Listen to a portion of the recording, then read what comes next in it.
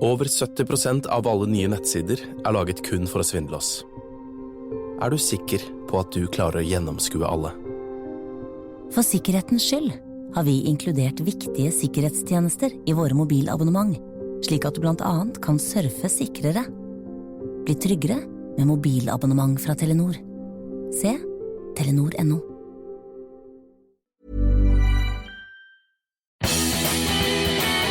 Flotsam and Jetsam kommer med en ny plat i juni, så jeg fant frem et artig intervju med guttene når de var i Oslo i 2015. Jeg heter Helle Stenkløv, og du hører på Jernverket. Men du, før intervjuet noe jeg må si. For det ikke gratis å lage Jernverket, så om du vil støtte produksjonen av programmet, det helt genialt om du vil donere et par slanter. Det går an å trekke et fast beløp hver måned via patreon.com/jernverket, eller gi en enkeltsum via Vipps-nummer 567438. Informasjon og lenkene står i episodebeskrivelser, og beløpet selvsagt valgfritt. Bidraget går rett til Jernverket. Tusen takk for alt jeg har fått inn hittil. Jeg takknemlig for hver eneste kron.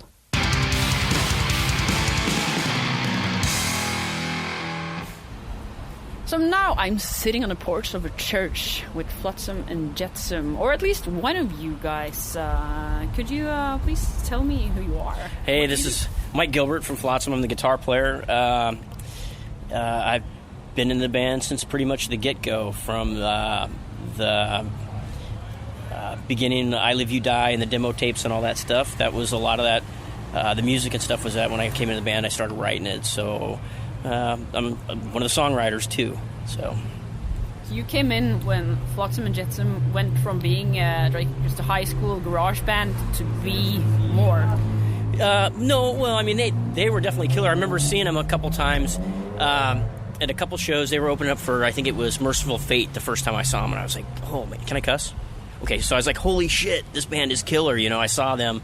And within a couple of months, they had contacted me because they were making some changes with their guitar player, and they'd asked me to do it. You know, they asked me to come and join. You know, I didn't expect it at all. So I was like, fuck yeah, I want to do that. You know, so the rest is kind of history. I went in and talked to Newsted, and we kind of jammed a little bit. And he goes, "Yep, okay, you're in." So.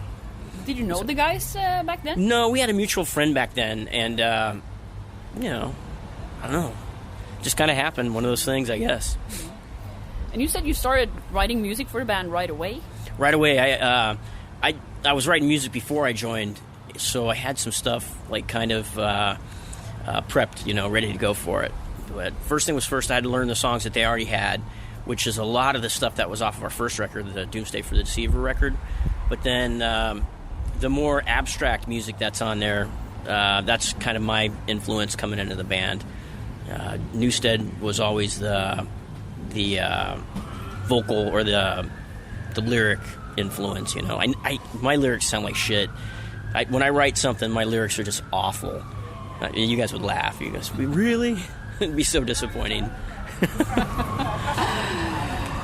So tell me about the first record. When the story begins with Doomsday for the Deceiver, that was 86. Mm-hmm. What happened around this year? Wow, that was really weird. It wasn't, metal definitely was not happening. It was really, really underground. There was very few bands doing it. I mean, there was Metallica and Megadeth and stuff like that, and I don't know, it just started evolving and kind of started snowballing after that. And then, I couldn't even believe that we ended up getting a record deal back then. And then we ended up getting on a major label within 2 years, you know. 1988, we ended up getting on Elektra Records, which back then, big deal to be on a major label. It meant that you were, you know, making it to the next level. You know, Metallica was on a major label, and then, so we were just all excited, you know, thinking, wow, we might have a career doing this, you know. But we weren't really trying for that. We wanted to jam, we wanted to do shows and just have some fun, and ended up, now we're touring, and all this stuff, really cool stuff was happening, making records, and you were touring with the big guys back then. Yeah, our very first tour was with Megadeth. They came through town in Phoenix, and we ended up being a local support at the time. And Dave Mustaine was like, fuck it, why don't you come with us? You know, we all got along great. We got along famously, and he kind of took us under his wing. We ended up having the same management and stuff, and still talk to him to this day, you know. So, you planning to do a new tour with Megadeth, Mike? Would you do that? I would do it in a heartbeat. I don't know, the way things work these days and how these big festival tours and stuff go, it's really tough to decide, you know. There's a lot of different factors. There's buy-on bands, you know. It's a lot easier to get a buy-on band and have them help support the main act instead of a main act having the responsibility of bringing in, you know, 300, 400 people. So it's a lot less stress. So I understand the buy-on acts, even though I think it's fucking up the business, you know what I mean? So this is why all these weird bands come. I saw like Five Finger Death Punch with Judas Priest. Mm-hmm. Is this just they buy themselves? No, tours? Bands like that, they don't have to do a buy-on, but like local bands and stuff like that, or bands that I don't. How do I say this without sounding? I don't want to sound like a dick, but I guess we have a little bit of seniority in the business a bit, so we don't have to buy on a tour. You know, we get asked, which is cool. You know, they give us a guarantee. But some of the newer bands that are out that aren't, you know, maybe haven't been around for so long, they might have to have a record label. If they have a record label backing, throw some money towards a tour. And I think I think that's, I don't know. It's just, I think it's screwing it up for everybody, for the touring bands, you know. But let's go back to the songwriting. Mm-hmm. The first few years, you said you wrote a lot. Jason Newsted wrote lyrics. After the first two records, Newsted and AK wrote the lyrics. Mm-hmm. And actually, just recently on the Ugly Noise record, Newsted came back, and he co-wrote 2 songs off that record with me. Just because we're still buddies. You lost him to Metallica for like Yeah, we kicked him out. No, no, that was a great opportunity for him. You know, they asked him to join, so I kind of knew it was happening. When Cliff died, it was a tragedy. But you know, after thinking about it a couple weeks later, I was like, you know what? I know exactly what's going to happen here. So you know, I got the call from Newsted. You know, and said, dude, you got to do that. You got to go. You know, it's a big deal. So, what did you guys do then? Did you straight out on the streets and get a new guy? We got a new guy that was from a band called Sentinel Beast, which is Michael Spencer, and he's on the bus right now, actually doing some computer stuff. So, and he's back in the band, you know. So he left for a while as well. After that year, he left, and now he's come back. So the band's had a lot of lineup changes, but it stayed kind of family oriented, I guess you could say. So. Many of you have been in the band and then out and then back again. You two had a little break. Yeah, I raised my kids.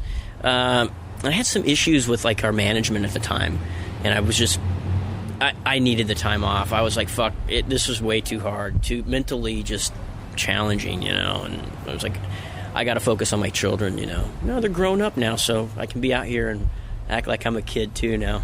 What do they think about your music? They go to the shows. My daughter's she loves metal. My son not so much, but he still goes, and he's like, God, Dad, I can't believe you play this crap, you know. Just the way it should be. As long as he doesn't like hip hop. No, what does he like? He actually started playing guitar. He likes a lot of popular music, though.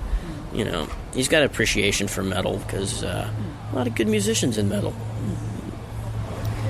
But could you tell us a bit about like your Doomsday album, the No Place for Disgrace, and all like this, some stuff like that? They become classics. Yeah. What do you feel when you hear people talk about your albums as classics? It's weird, you know, because we get I don't even know what to say. I'm totally flattered and just like.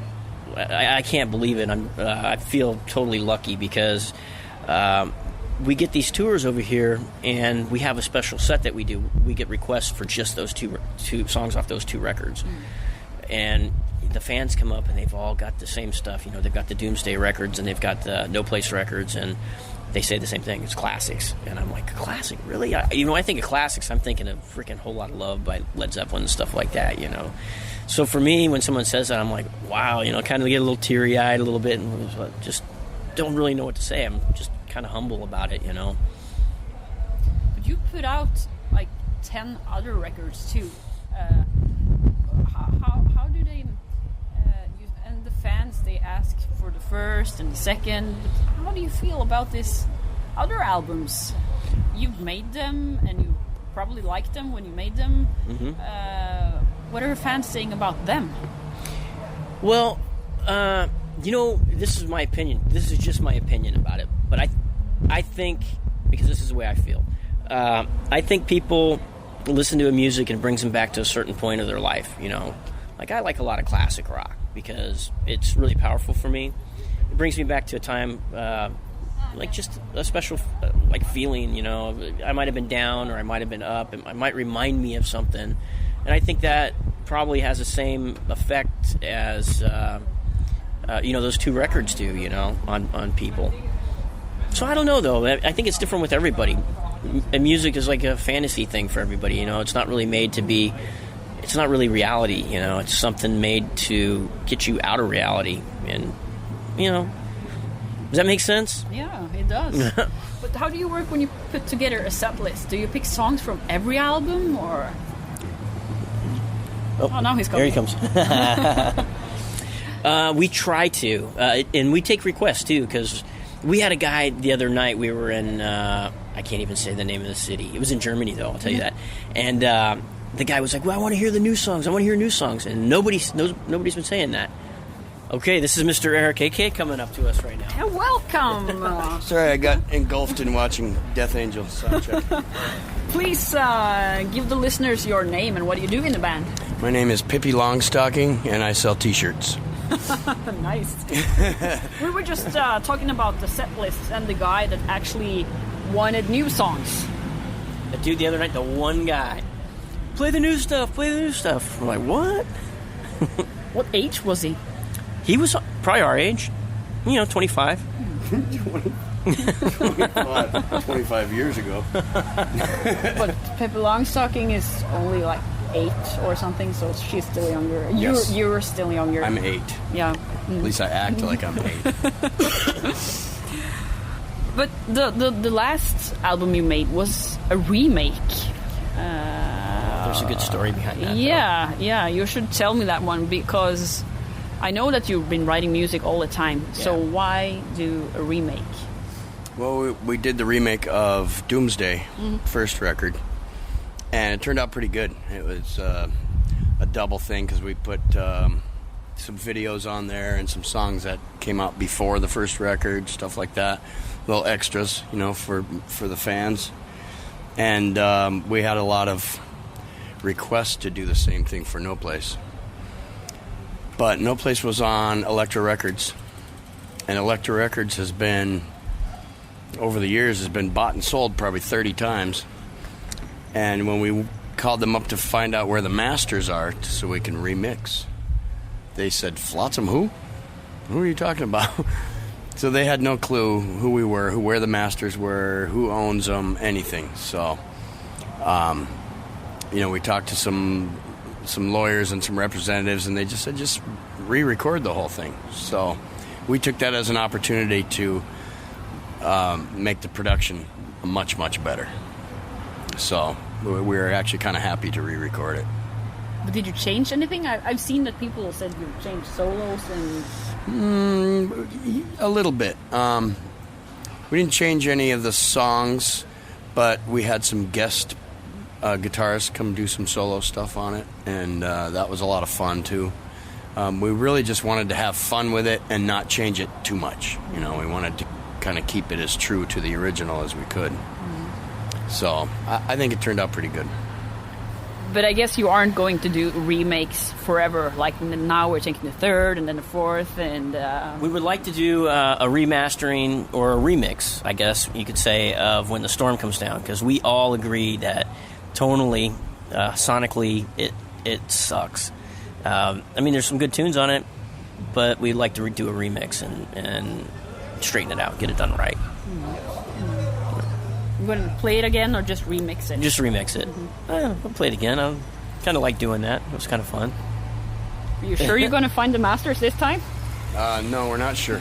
But the guy who did the producing for that record is still producing. He's still in the same place. He's, we're still in contact with him once in a while, type of thing. So that one's not going to be very difficult to get a hold of, I don't think. I think they used our old 2-inch tape from the No Place for Disgrace to record the Kanye record. They recorded over it. That's the times. But are you working on new material? Mm-hmm. Yeah, we've got, we're actually right smack in the middle of it right now.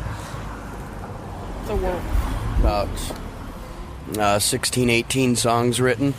We've got maybe 2.5 of them recorded and ready to mix, and we're working hard on the rest of them. How does this sound? Is it still pure trash, or? It's kind of a weird mix of all the different eras of Flotsam. There's some stuff that sounds like it should have been on the first 2 records. There's some stuff that sounds like it came off of record number 5 and 6, and there's some stuff that sounds like it's brand new. So it's going to be kind of a strange mix. It's going to be very difficult to title this record and come up with a concept for it, because the sound is all over the place. I mean, there's really old sounding hardcore thrash metal on there. There's some more melodic stuff. There's a wide arrangement of music on there. So it's going to be kind of hard to come up with a concept for album cover and title and all that, but that we're really happy with the songs, really happy with them, and we're putting a lot of work in them. We're working very hard on them.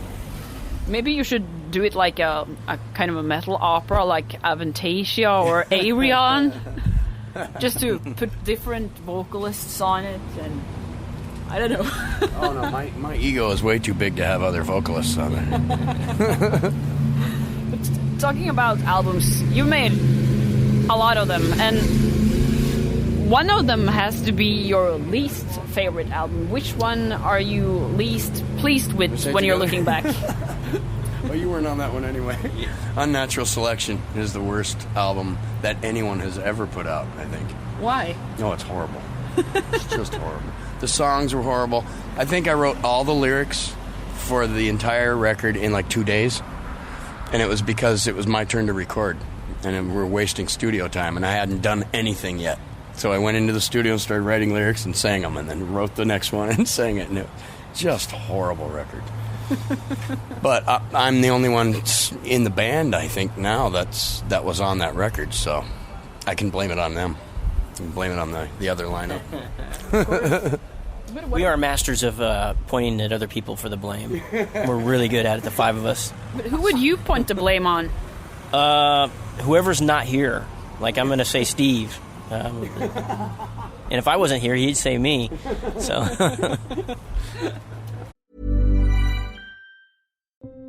Over 70% av alle nye nettsider er laget kun for å svindle oss.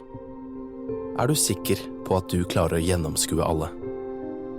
For sikkerhetens skyld har vi inkludert viktige sikkerhetstjenester i våre mobilabonnement, slik at du blant annet kan surfe sikrere. Bli tryggere med mobilabonnement fra Telenor. Se Telenor.no.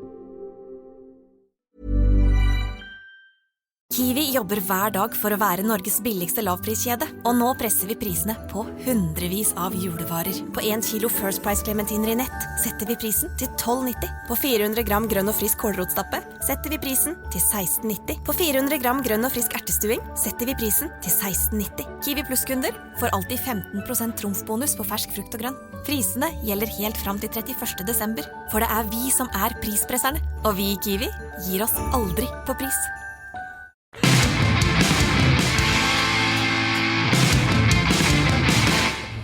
You've actually one of the bands that you've never like taken a big break for 10 years and then come back. You've been playing all these years and making music. Can you tell us a good story from Flotsam and Jetsam? It can be in the studio, on tour, with fans, a Spinal Tap moment, Something funny or juicy to share with the listeners. Man, there's a lot of stories. Some of them are shareable, some of them aren't. Shareable. You can take one of those that are not shareable. You know, there's a Norwegian listeners. They can deal with some obscenities. No, some of them we just can't share. You can tell them to me. Some of them we've completely forgotten about. We do hazing in our organization. Oh yeah. So we get like in our road crew, if we get a new guy, we haze him pretty bad for about a week. What do you do then when you haze him? We have themes for different. Every day is a different theme for what we're going to do to him. Like we have a no talk day where you can't talk to him, so he might be asking questions, and nobody can talk to him, and he they totally ignore him. Then this is a brutal one though. There's no sleep day, so everybody takes turns making sure that he doesn't go to sleep. And I remember what was his drum tech's name at the time? Tim. It was Tim. And we ended up taking one of these parking curbs, right? And we put it in his bunk in his bed, so he couldn't. That's so mean, isn't it? He went into the bathroom in the bus one day, and we wedged a guitar case up against the door so he couldn't come back out of the bathroom, and we left him there all day in the little tiny bathroom in the bus. Just go, let me out, just left him. Oh my God. No wonder you get a lot of new guys. No, it's all in good fun. We all have fun with it. We don't, you know. But do they know that they get hazed, or do you just do all this stuff without... We tell them. So after the first week, it's like, okay. Hazing time. It's hazing. We had another guitar tech, we duct taped him into his bunk. Completely duct taped it so it was just black in there and there's no light of any kind. And he just wakes up in the morning and he can't get out and he's freaking out. One guitar tech we did that too. And in the morning we're waiting to hear some screaming, you know, because he can't get out of his bunk. We went to the front lounge of the bunk and he's just up there reading a paper, having a coffee. No duct tape, like it never happened. So he went to sleep with his pocket knife in his pocket. And he got up in the morning and went, all those guys, and he just cut himself out and like nothing ever happened. Bummer. We've never had anybody quit on us though. Nobody's quit. Not because of that. No. So we're getting new people all the time. Like every time that we get a new guy, they end up kind of staying with us. You know, like we just got a really good sound guy, Martin Furia from a band called Bark. He plays in that band, and then he runs sound for us and a few other bands when he's not doing this, and he's fantastic. And we just met him a couple months ago. You know, we didn't haze him. We haven't yet. You don't haze the sound guy because that's when your shit doesn't go through the PA system. Sound man is our friend. Yeah, because he can actually screw you guys too. Do you know if there is a possibility to find a ticket for the day? No, even I don't have one, and I'm doing an interview with the guys. You know, it's impossible. Sorry, but no, you can't get a ticket. You have to blackmail some of the people going to the show. Blackmail? Give them a lot of money. I don't know. Sell your body. That's a good segue though, because the show tonight is sold out and nobody can get tickets. Mm-hmm. So, and that's a good thing, except for the people that don't have tickets. Yeah. Maybe I don't know. Some people will storm the house. I don't know. But and I guess that this show is probably sold out because they've been good at publishing it in social media, and that's a large part of the band's life today. And I watched your Facebook page, and you put out some pictures there, like of your beer and the ghost. Oh, you saw it. What'd you think? What'd you think it was? It was a ghost. Did it look like a Yeti, like Abominable Snowman? No, it was a ghost. A spirit. The ghost from Scooby-Doo. I do that though. I find stuff. Maybe there's something wrong with me because I see stuff in my beer. Things come to me. Things happen to me in my beer. But have you like thought that. of getting help paid for it? You could just sell, like you know, these ladies that have tea leaves and they see what's happening in your You future. tell people's future with your beer foam. Yeah, That's not a bad Going idea. to see a ghost. but that would be a good gimmick for the new album, you know. every song. Beer foam on the album cover. Why not? We turned AK to the dark side on this tour because he didn't drink beer before this tour. Now he's, give me a beer. You didn't drink before this? Not beer. Only Jack Daniels. So you're even later than me, starting to like beer. Yeah. Jack Daniels has been so good to me. I just... I have to stick with my friends, you know? So now we already have like more than 20 minutes and the show is 1 hour long. Still, I'm thinking about what I should ask to complete this. But yeah, I was going to ask about the social media.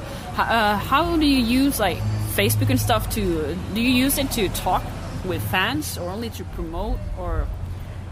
For both, actually, because on our personal pages, we do get some stuff from fans, but you got to be really careful with it because you try to be cool with people, but sometimes they take it a little too far. Like they'll ask you a question, like, "Are you guys coming to wherever, someplace, Gelsenkirchen, Germany?" Yes, we're going to be here then.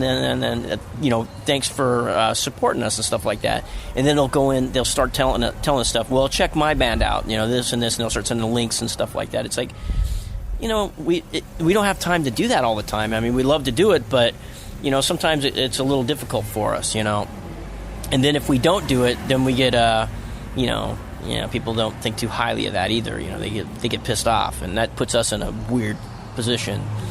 But the other part of it is on our Facebook page for Flotsam. It's a beautiful thing to be able to get out there to people, for advertising and stuff like that, and to let people know what's in your beer. But have you ever experienced something really weird with fans? All the time.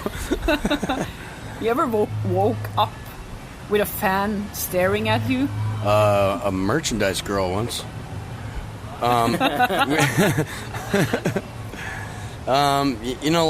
the other night we had a fan who was backstage talking to us for a while. This was last night.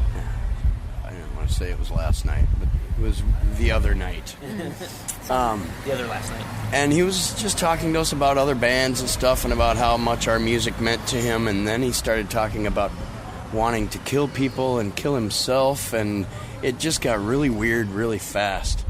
And those are the kind of instances where you're just like, whoa, back up a little bit. It's okay to be a fan, but don't be so weird, Yeah. It might have been the alcohol too, Yeah. I think he was drinking a little bit, but he was really a nice guy at the beginning, and then it just got weird. Like it made us a little bit uncomfortable because he ended up in the dressing room, and that's hard to do sometimes. Yeah. And we're like, okay, what's up, man? Yeah. What do you do? Should you call the police? Like, I've got killing threats in my inbox just because of my dialect. It's like that when you're in the media or in a band. People think they can write or say whatever, but they usually don't do anything. No. But yeah, it's usually pretty innocent. When someone tells you they're gonna kill themselves, of course you get afraid. It's like, what do you do? But he didn't really look like he was in that state of mind. He just looked like he was really drunk. Probably just wanted you to, I don't know, comfort him. But usually or always, the bands are supposed to pick the music for a show. And I'd like you guys to pick one Flotsam and Jetsam song. You can agree about which one. And then I need 9 favorite songs, 4 or 5 from each of you. Oh, okay. Well, agreeing on a Flotsam song is not going to happen with me and Mike. Okay. It might. Eeny, meeny, miny, mo. We can do 2 Flotsam songs. So one from him. Okay, you can do that. Yeah. Okay, I'm going to say "Play Your Part." That's probably my favorite one off of Ugly Noise. Ooh. He's going to agree. Use a Jedi mind trick on it. That is a good one. But I'm going to go with my favorite Flotsam song of all time, "Better Off Dead," from The Cold. Good. Then you have 1 Flotsam song each, and then you can take 4 other songs each. Okay. It should be within the hard rock, progressive, metal. Yeah. Okay, I'm a big Corey Taylor Slipknot fan right now. I'm really getting into that. So, Stone Sour, Gone Sovereign is going to be one of them. Then a Slipknot, also the Maggots. There's two for you. You want to go for it? We're going to have to go Judas Priest, Hellion Electric Eye, and Screaming for Vengeance. I like his choices better. I'd never play Slipknot if it wasn't for you, you know. Oh, really? No. You do all classic? Yeah. Oh, okay. Well, I can... No. You can wish whatever you want. My next one was going to be AC/DC, two AC/DC songs anyway. It's a long way to the top, and then have a drink on me. I won't tease you. Taste is individual. Let's go with Iron Maiden. Peace of Mind. Mm-hmm. Anything off Peace of Mind. And maybe Aces High. Yeah, nice. Yeah. That was quick. Then we only have one thing left, and that's the jingle. And he's awesome at that. Yeah, radio jingle. The worst part of that is probably pronouncing the show's name. Okay. It's Jernverket in Norwegian, but I usually just say Jernverket to people with the R's. Jernverket. Jernverket. Yeah, it means ironworks. Ironworks. Jernverket. So you can do it the easy way, just say, hi, this is blah blah blah from blah blah blah, you're listening to Jernverket. But creativeness is always cool. I'm just going to say my name and let him do the Jernverket. Yeah, you can think there for a while and Jernverket. Okay. Yeah. Just a standard one. I'm just going to say, hey, this is Mike Gilbert from Flotsam and Jetsam. This is Eric A.K. from Flotsam and Jetsam. You're listening to Jernverket. You might have to do a little editing on that one. Yeah, it's no problem. I'm going to do that anyway. Did you have a creative one or just staring out? I am so not creative today. No. That's the beer. That's the beer. Yeah. After a couple beers, I'll be very creative. So do you guys have time to go out tonight, or are you going straight to the bus and driving? I think there's an after party at what was Kniven. Yeah, that's place around the corner there. Yeah, it's like there. And then we leave at 4 in the morning. So party for a couple hours. And so what kind of shape we're in at 4 o'clock in the morning?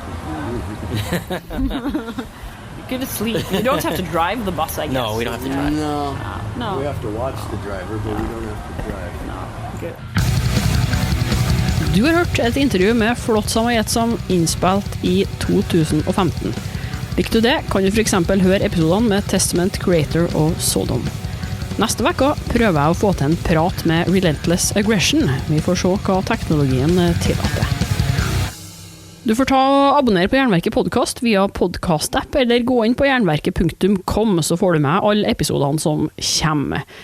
Fortell dem du kjenner om podcasten, og legg gjerne igjen en god anmeldelse der du hører. Og vil du bidra med litt penger for at jeg skal kunne fortsette, kan du gi støtte via Patreon eller Vips. Se infoen i episodebeskrivelser. Og så må du huske på å følge Jernverket på Instagram og Facebook, for der det konkurranser og musikktips. Akkurat nå kan du vinne jakkemerker fra Katakomben, siste skiva til Avertia og Linn Halvorsrød sin bok Påskeaften 1996 om Darkthrone, Dissection og Satyricon på Rockefeller. Jeg heter Helle Stenkløv og kjører på med et nytt eller gammelt hardrock-intervju hver fredag. Vi høres! Over 70% av alle nye nettsider laget kun for å svindle oss. Du sikker på at du klarer å gjennomskue alle? For sikkerhetens skyld har vi inkludert viktige sikkerhetstjenester i våre mobilabonnement, slik at du blant annet kan surfe sikrere. Bli tryggere med mobilabonnement fra Telenor. Se Telenor.no.